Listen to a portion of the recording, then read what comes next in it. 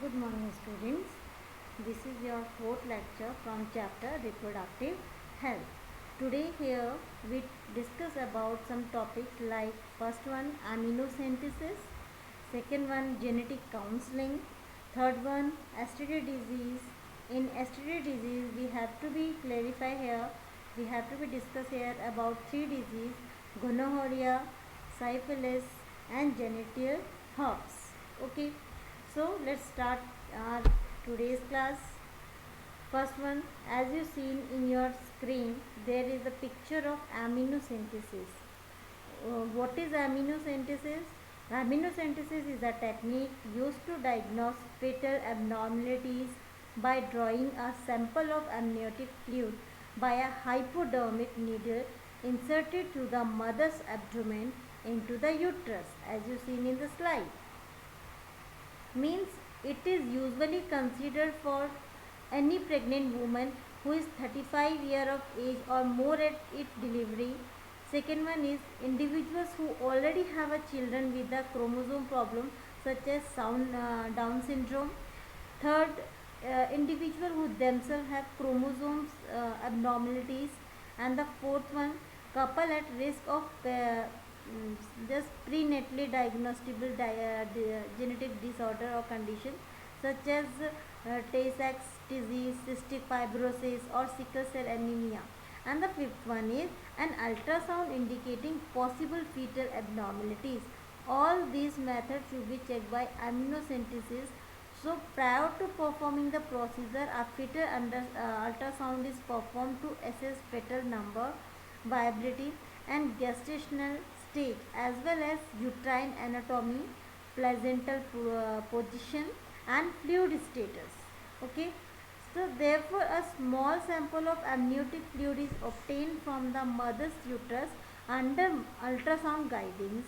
Means a thin needle is used to withdraw about 10 ml of amniotic fluid for analysis, and the procedure takes 2 to 3 minutes. Means menstrual like cramping may be occur during or after the test. Avoiding heavy lifting and strenuous exercise for 2 to 3 days are usually the main restriction after amniocentesis. So amniocentesis is usually performed before 15th week of pregnancy to allow enough time for safe abortion. And amniocentesis is a common and reliable tool to prenatal diagnosis that can be provide the obstetrician and patient with essential information regarding the prognosis of the pregnancy, and it is the primary tool of prenatal genetic disorders studies. Okay, so this is mainly detect for the chromosomal disorders, and this allow the detection of trisomes, chromosome, monosomes, and the other structure defect in the chromosomes. As the trisomy can lead to variety of abnormalities, such most common trisomy is called Down syndrome. A trisomy of chromosome pair is 21, and it lead to mental retardation and various physical problems. And the other common trisomies are the trisomies 13 and 18, which genetically cause a baby to die shortly after birth. And sex chromosome trisomies examining the chromosomes also allow the sex to be determined, which may be of particular interest to women who are carrier of sex-linked disorder such as hemophilia or Duchenne muscular dystrophy (DMD). Okay, so this is all about aminosynthesis. Aminosynthesis always advised for women over the age of 35 whose baby are most likely to suffer from birth defects. So by amniocentesis one can know the sex of the fetus because the sex chromosome of the baby are visible in the cells withdrawn in the sample of amniotic fluid. However, this beneficial technique is sometimes misused by the knowing of the sex. The female fetus, which would be have been absolutely normal, is drastically destroyed. So that's why this is banned in India.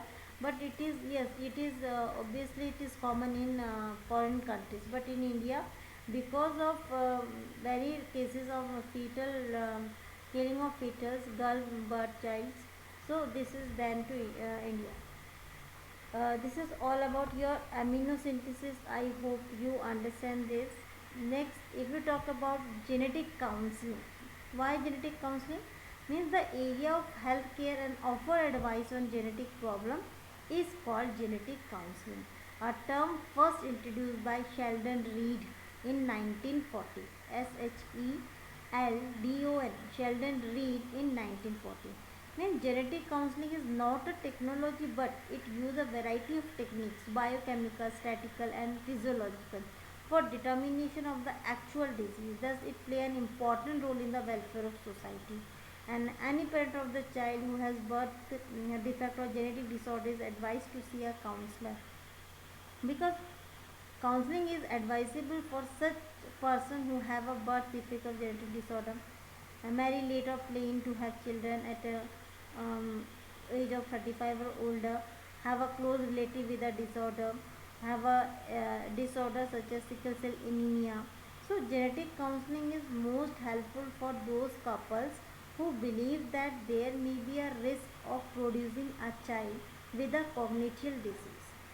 Means the genetic counselor identify the defect through amniocentesis and advise the couple accordingly.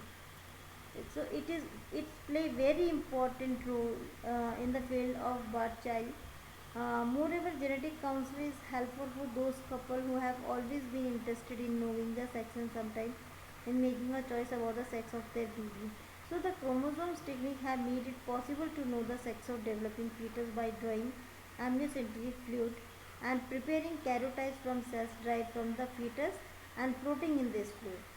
Recently, such techniques have also been developed which do not require pre-perneal abortion but allow pre-parental fertilization by male carrying Y chromosome or female carrying X chromosome determining the sperm. So, however, the techniques permitting closing of sex of the baby has been condemned by many, as this may disturb the sex ratio and leading to a variety of social problems.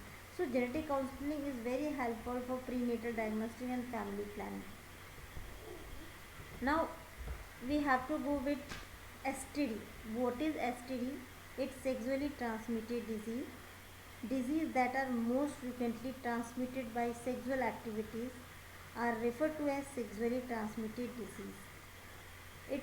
We also call it reproductive tract infection, because many of these diseases can be transmitted by other method of direct contact and by hypodermic needles, by blood transfusion and by blood contained materials.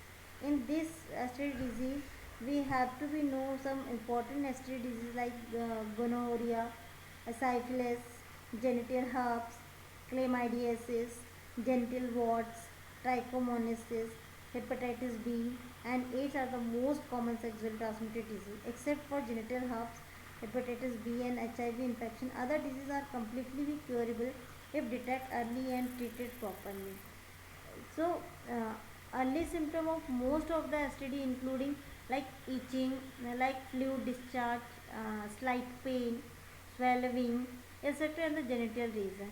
And infected female may be often be asymptomatic and hence may remain undetectable for long. If it happens so, it could lead to complication later, which include pelvic inflammation diseases like abortion, stillbirth, ectopic pregnancy, infertility, cancer in reproductive tract, all these things. So one could be free of these infections by following simple precaution given, like first one is avoid sex with unknown partners or a multiple partners. Second one is use of condoms during coitus.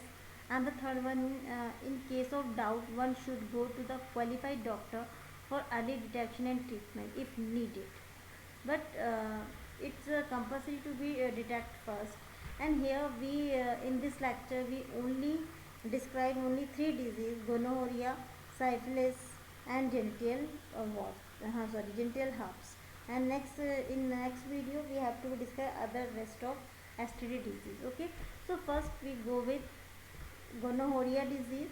This is gonorrhea. Okay, so it is sexually transmitted disease and it is caused by gonococcus bacterium, Neisseria gonorrhoeae. Neisseria gonorrhoeae. It can affect both the male and female genitals. It may damage the eyes of baby born of impacted mother, leaving a scar on the front of eyeball, and in rare case arthritis may be developed as a complication. In women, gonorrhea often affects the fallopian tube and may as a result cause severe pelvic inflammation or peritonitis. In both and female, gonorrhea can be cause infertility. So how we know that it is gonorrhea? So there is some symptoms which is different in male and female. If you talk about the symptoms of gonorrhea in males, so in male they feel intense burning in the penis, and 3 to 10 days after sexual intercourse followed by a profuse yellow discharge of the pus will be happening there.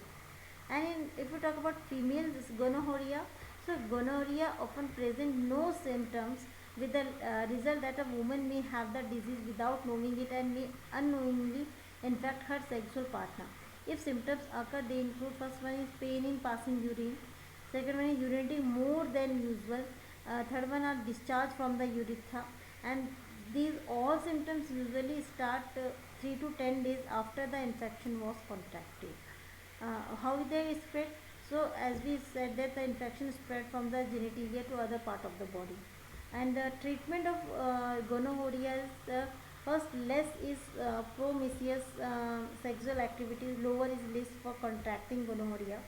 Second one is condom should be used as safeguard, and the third one is single injection of ppf 2.4 ppf 2.4 mu with probenecid 1 gram orally or ampicillin 2 gram plus. Please always remember the treatment, because in board there is lots of question related to this. So ampicillin 2 gram plus probenecid together by mouth. So this is all about treatment. There is one more drugs there like norfloxacin and ciprofloxacin is also used in this treatment. So this is gonorrhea. Next, it is syphilis. Syphilis is also a sexually transmitted disease caused by cork screw shaped bacteria, or we also call it Treponema pallidum. Mostly you have to be noticed Treponema pallidum. Treponema pallidum. Okay. So symptoms of syphilis is there is three clear stage of these disease. After each stage, symptoms may clear up and the sufferer may fail to seek treatment because of the mistaken belief that it is cured. The first stage, this is confined to the site of infection. The main symptoms are painless and clean waste, like industrial ulcer on glands or penis, or in rectum, lips, tongue, nipples, etc. This ulcer usually heals in 2 to 4 weeks a time. And in second stage, this affect the whole body and start 1 to 12 months after the primary ulcer has healed. A skin rash appear all over the body and inside the mouth also. The rash does not itch and make considerably in both appearance and extent. At this point, there is fever and suffering in highly infection. The rash disappears within a week or a two. Okay, and the third one is stage after symptom free period of one of several years, during which the disease lie dormant of the body with low interactivity. The pathogen again become active and attack any part of the body to produce a wide variety of serious disorder. Some major symptoms which appear at this stage are slow growing abscesses and disorder of cardiovascular and central nervous system. This is the third stage and very harmful stage. It is spreading system of this syphilis. This disease transmitted by sexual intercourse, where of physical contact, including kissing with an infected person. Treatment. If we talk about treatment, so first one is avoid promiscuity and use of condom may help to prevent infection. Second one is testing and treatment of sexual contact is vital to prevent reinfection and spread of the disease. Third one is regular routine blood testing of all pregnant women to check congenital syphilis, and use of antibiotic therapy like ppf 6 lakh for 8 days, erythromycin, tetracycline, doxycycline, etc. Please remember tetracycline, erythromycin, Doxycycline and PPX6 is very useful in this problem. Now this one is genital herpes. Genital herpes is common sexually transmitted disease that any sexual active person can get, and the disease is very common in United States. Causal organisms, this infection usually caused by the herpes simplex virus 2. We also call it HSV2 or the herpes simplex virus 1 means HSV1. The virus usually responsible for cold sores. This disease passed from one person to another through sexual contact, and this happens even if the person with the virus does not have symptom or sign of infection. Fluid found in the herpes core carry the virus, and contact with those fluids can cause infection. Mostly the people who have this type of problem have symptoms, have means no popular some symptoms. Means the herbs have no, but yeah, very mild symptoms in genital herpes shows usually appear in one or more blister on around the genitals. The blister break and leave painful sores that may take weeks to heal. The blister and sores may be accomplished by the flu-like symptom with fever and swollen lymph nodes. Repeat outbreak of genital herpes are common, especially during the first year of after infection, and repeat outbreak are usually shorter and less severe than the first outbreak. So all of the body, the rest of one's life, the number of outbreaks tend to decrease over a period of time. So genital herpes is diagnosed with a physical examination and typically confirmed with a swab test or a blood test. Please write it down. Genital herpes will be diagnosed by swab test, SWAB, swab test or a blood test. Many time board raise this type of question of diagnostic. ठीक है, ये आपको ध्यान रखना है. Swab test से detect किया जाता है. If you talk about prevention and treatment of genital herbs, so first there is no cure for genital herpes, but the symptom can be less and prevented with treatment. Second one is keep the affected area clean. Third one is avoid intercourse. Fourth one is let air circulate around the sores by wearing loose fitting clothes. Get plenty of rest. Take painkillers such as aspirin, acetaminophen, and ibuprofen. Prescribe antiviral drugs such as acyclovir. And the drug speed of healing and sometimes reduce the pain of genital herpes infection. Means a topically applied ointment that contains interviral A or immunivir and antiviral substances is another drug used to treat genital herpes. It provides rapid relief to the pain, itching and burning sensation in genital herpes. So in this you have also seen in slide there is warts, there is herpes which is in filled with some fluid and which is very harmful and very itching or very painful. So this is all about genital herpes. Here we discuss about 3 STDs. Rest of the disease we have to be discussed in our next lecture, in our fourth lecture. Okay. Sorry, it's a 4 year. Now next lecture will be your 5. Okay. Thank you.